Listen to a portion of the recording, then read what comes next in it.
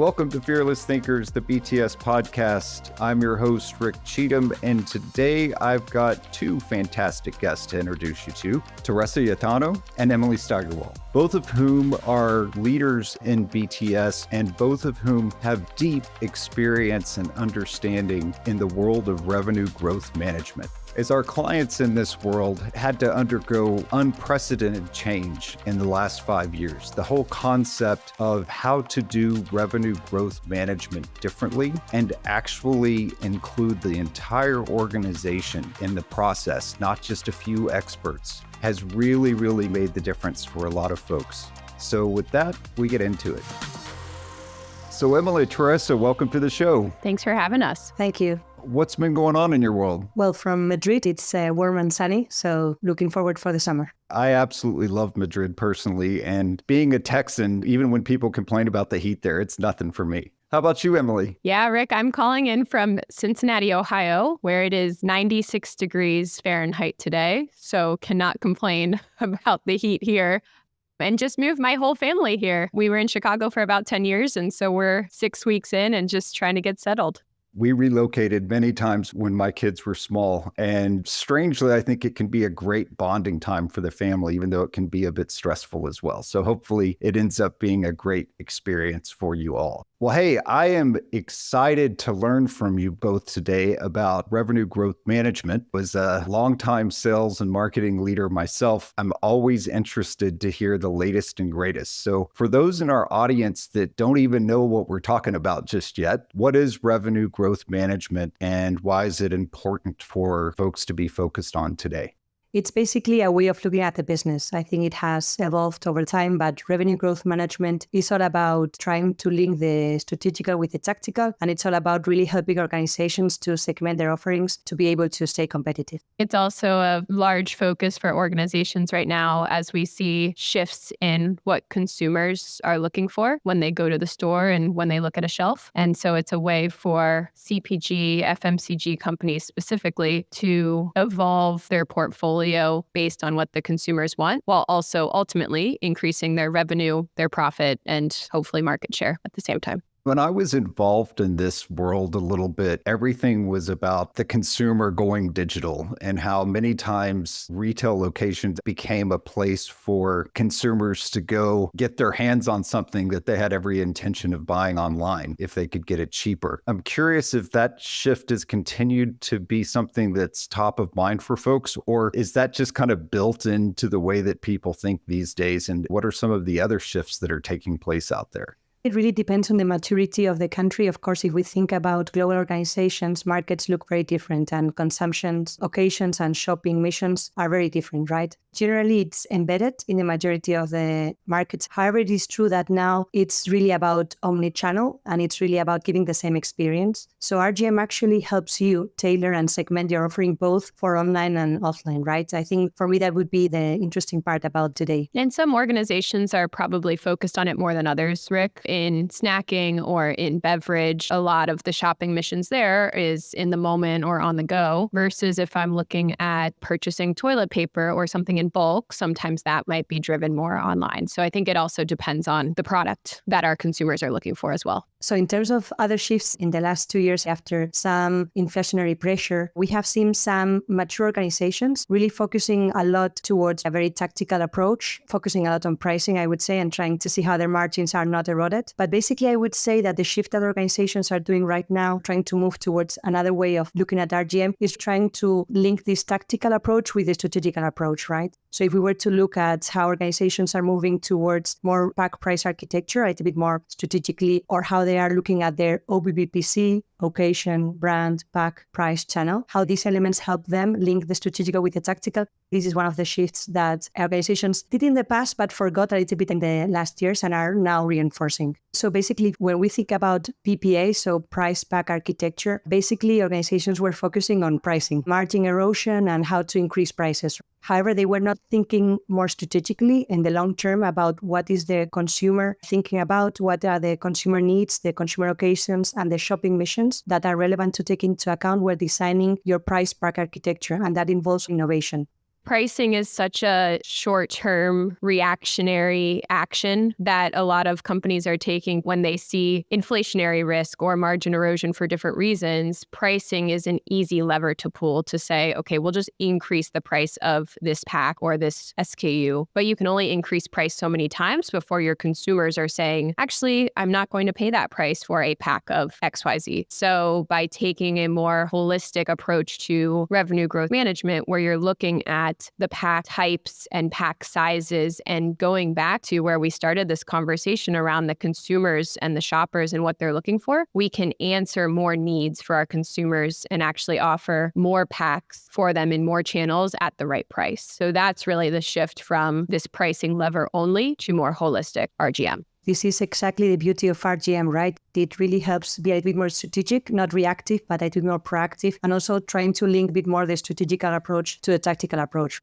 Sometimes it's easy to say things like combine the strategic with the tactical, but I feel like it's one of those things that's hard for organizations to do. So when you're out there with the best of the best, what are they focused on to enable those kinds of actions within their teams? We work with organizations who are at multiple different levels of maturity in their RGM journey. Some organizations are just trying to level set and get everyone on the same page. So setting the right foundations of what do we mean by RGM? What is the purpose of RGM at this organization?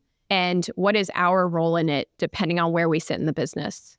That is something that we're seeing a lot of organizations do right now, and it's just getting back to basics.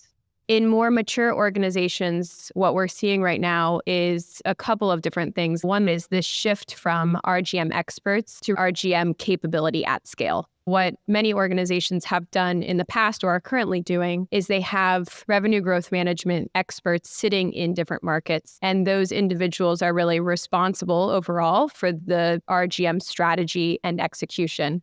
And of course, they have to bring in the cross-functional team. This is, when done well, it is marketing, sales, insights and analytics, finance, supply chain, etc. However, what we're seeing in terms of the shift is instead of having that point person or that expert really leading the charge, is how do we embed RGM capabilities throughout our go-to-market teams, our finance teams, and our supply chain teams so that everyone is marching towards the same effort and really understands why we are doing the things that we're doing to respond to consumer and shopper trends and what our business needs as well. If I were to think about some of the key barriers I have seen, so to say, for execution in the organizations I have worked with, basically this bringing RGM to life is key, right? Ensuring not only that RGM has a seat on the table, that it's participating in different discussions, but really that we move towards building RGM capabilities at scale, specifically thinking also on the execution side. That's one of the things I am seeing. And another thing that we've seen a lot is not linking RGM to the rest of the business processes. We have seen RGM still a little bit in isolation, like a very separate process from the yearly negotiations with customers or with business planning. And the shift that we're seeing some organizations do right now is really embedding RGM into the business processes, right? These two things, building RGM capabilities at scale, bringing it to life, and linking it to business processes have been key in the last year in the work we've done with our clients.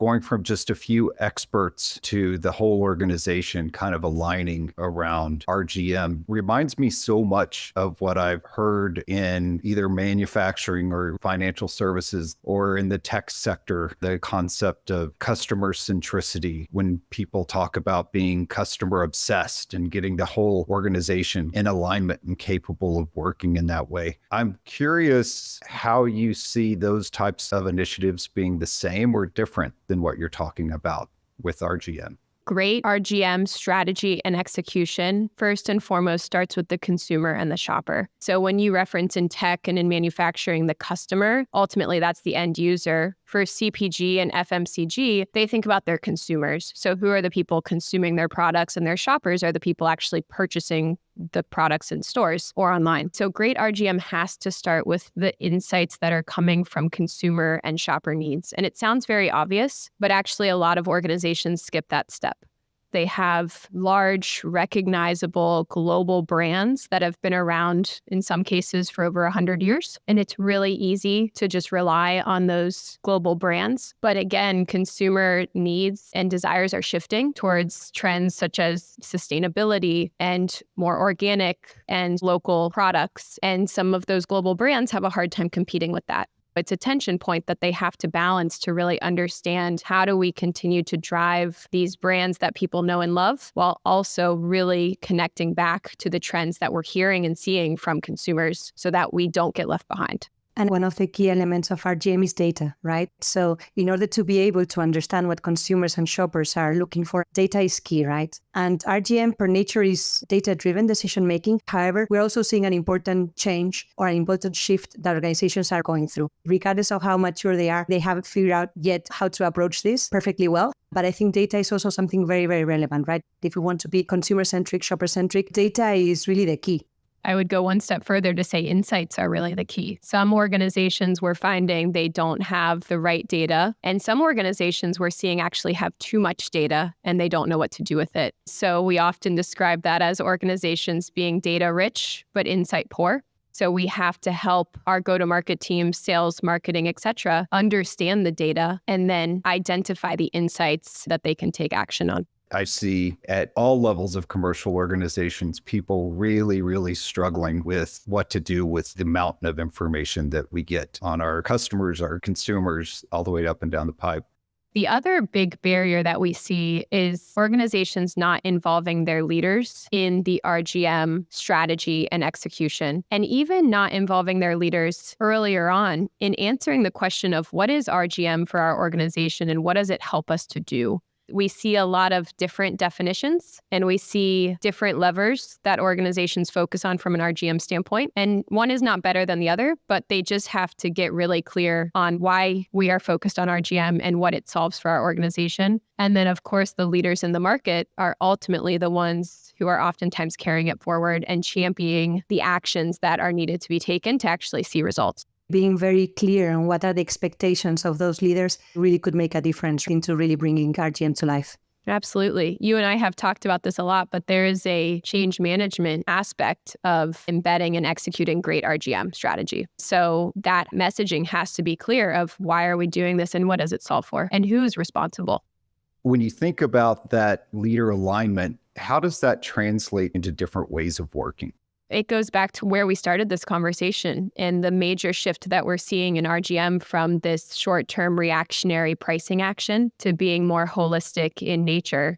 Also embedding RGM with core business processes and ways of working. And we can't effectively do that unless we have everyone aligned to the RGM approach and again, the problem that it solves for our organization and each person's role in it. There's also a large component of cross-functional alignment and working together to execute great RGM strategy. And that's really hard to do when organizations don't have alignment around what it is and why it's used. So that alignment amongst cross-functional leaders is critical to being able to really see the benefits of RGM. One way we help organizations to do this is to actually envision what it might look like through the use of a simulation, for example. So it's hard to really see that holistic and cross-functional RGM strategy in action unless we experience it. And so we put them in situations where they have to practice and experience what that looks like, the barriers or challenges that they will face, and really understand their role in carrying it forward. Simulations are always great to really try to see how everything works together and to embed some ways of working. But specifically thinking about RGM, I think it makes a lot of sense because it helps really connect the dots, right? RGM is multi-level, multi-phase. There are so many elements playing a role in RGM that being able to help even RGM experts connect the dots of the different levels of how mix is impacting PPA, how PPA is impacting trade terms and conditions. I think it's a great point, Teresa. And back to the example we keep using around pricing is the simulation also allows us to see timing horizons. So we can see how increasing pricing time and time again might play out in the market. And we will eventually realize in the simulated environment that we have to do something else. We have to take this holistic approach to really capture the market share that we're looking for. And I would think that that might be challenging as you think about that, even within the same organization, because markets around the world are operating at different levels of maturity. And even a brand from one market to the next may be operating at different levels of maturity. For global organizations, that's actually a key point because there's a lot of effort from a global or a central perspective to try to create frameworks and tools and elements for the different countries or different business units to use. And again, we're seeing a lot of barriers there to extract value locally. You have to take this into account since the beginning when you are designing your RGM strategies and deciding on your investments. And if I were to think on how to do that or what things we're seeing that the best organizations are doing, there are two. One is really focusing more on the people rather than on the processes, right? So really trying to work on how to elevate capabilities from a people perspective rather than from a process tool perspective. And then the second is really have that into account when designing all your initiatives to balance the global versus the local execution, right? And some organizations fail in that process. And many organizations have to balance the global frameworks and global standards with local execution and the local maturity. We've talked about that a couple of times too, is each market is typically at a different maturity level with RGM based on the dynamics of their consumers and their shoppers, and oftentimes just the size of their market. And so one thing that we're seeing global teams do is setting those foundations and those frameworks that can be leveraged and used globally, while also doing a diagnostic or an assessment of where the organization is as a whole, but also where different markets are in their RGM journey, because then they can offer support to those markets directly or really help to execute the right RGM strategy and approach based on what would work best for that market. Diagnostic upfront can be really helpful to understanding your roadmap and your desired state for RGM, and then where your organization is and where each of your markets are. So you both get to work with some of the top global brands. What are you seeing the best of the best doing? Two things. The first one is organizations are really moving towards customer-centric RGM, thinking about the opportunity pool identification, how they are calculating their size of price, thinking about their customers, right? They're thinking about the channels, the retailers, and they're embedding this customer-centric approach to their RGM initiatives since the beginning. The second one, it's how they are using and investing in AI to really move from data-driven to really predictive analytics. These two are the elements we're seeing that are differentiating key players in the industry. For those out there that may not be able to drive radical change in their organizations on their own, what is your best advice to help them influence their organization more towards this RGM mindset? Have some of those alignment conversations around where are we now and where do we want to be from an RGM perspective, and also paint the picture of our risks and opportunities 2 to 3 years out if we don't embrace an RGM approach holistically and at scale. Many organizations fall into short-term reactionary levers versus really seeing what this could be if we do it right. So have those alignment conversations and really paint the picture of what that future could look like. Thank you both for joining us today. Your depth of knowledge in this area is very impressive. So really appreciate you sharing your insights, and I look forward to our next conversation as you continue to learn more. Thanks so much, Rick. Thank you so much, Rick. Thanks for joining me today. It's always a pleasure to bring to you our fearless thinkers. If you'd like to stay up to date, please subscribe. Bios for our guests and links to relevant content are always listed in the show notes. If you'd like to get in touch, please visit us at bts.com. And thanks so much for listening.